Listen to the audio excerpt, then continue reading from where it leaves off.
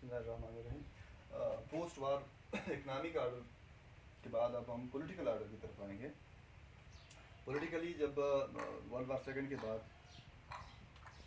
UN बना, United nation जो है वो इस्टेब्लिश हुआ। इसके बाद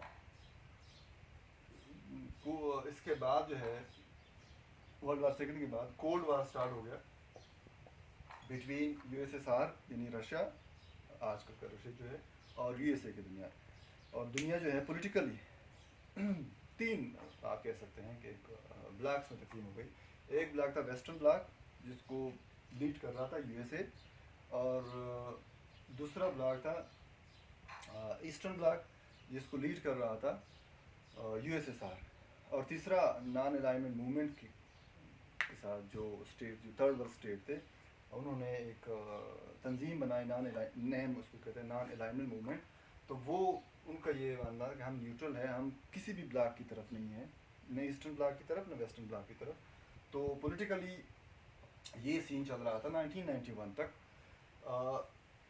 ग्लोबलाइजेशन क्या है से रिलेटेड जो है वो हमारा सबसे इम्पॉर्टेंट जो है ना वो यूएन है, क्योंकि यूएन जो है वो आप कह सकते हैं कि एक वर्ल्ड गवर्नमेंट की तरफ एक स्टेप है जिसमें मेंबर स्टेट्स मेंबरशिप हासिल करते हैं और यूएन चार्टर को एक्सेप्ट करते हैं और उसको इम्प्लीमेंट भी करते हैं।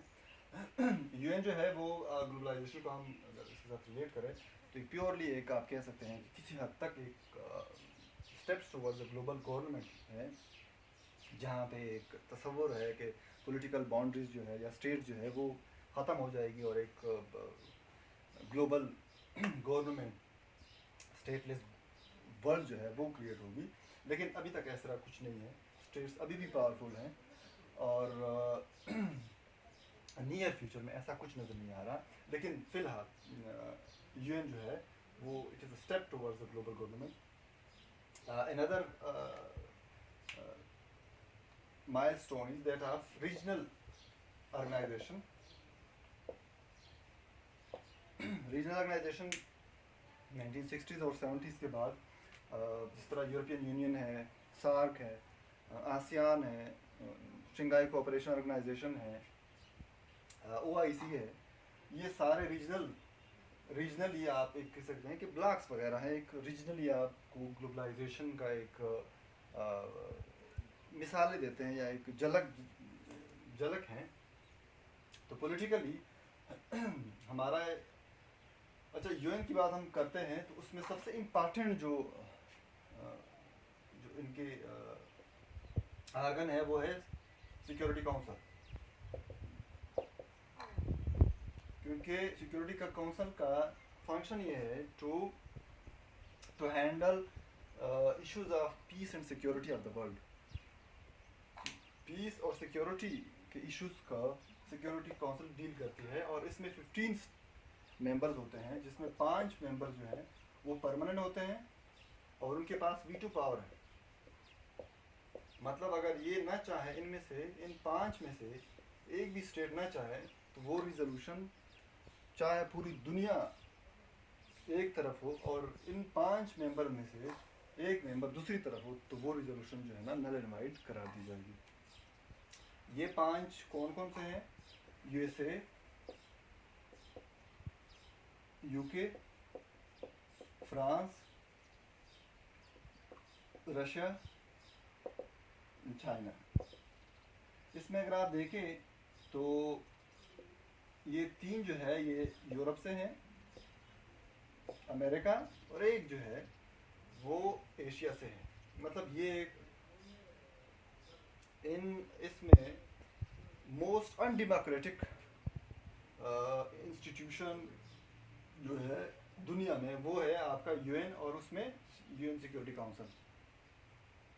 तो इसमें भी अगर आप देख सकते हैं कि जिस तरह इकोनॉमिक आर्डर में इन लोगों का होल्ड था अमेरिका और यूरोप का, यहाँ पॉलिटिकल आर्डर में भी अगर देख सकते हैं यूएसए, यूके, फ्रांस, रशिया, इन लोगों का होल्ड है, इनके पास वीटो पावर है।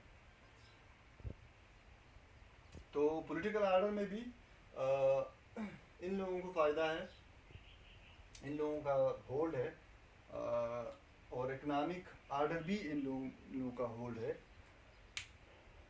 In short, post war political और इकनॉमिक आर्डर जो है, these were created by the US and its camp, and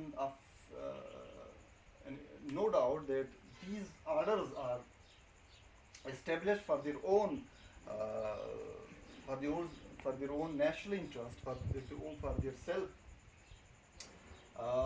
इस साफ सी बात है, जिसके पास पावर होगी तो वो अपना एक सिस्टम लेकर आएगा, और उसमें सबसे इम्पॉर्टेंट जो है वो पॉलिटिकल और इकनॉमिक सिस्टम्स हैं।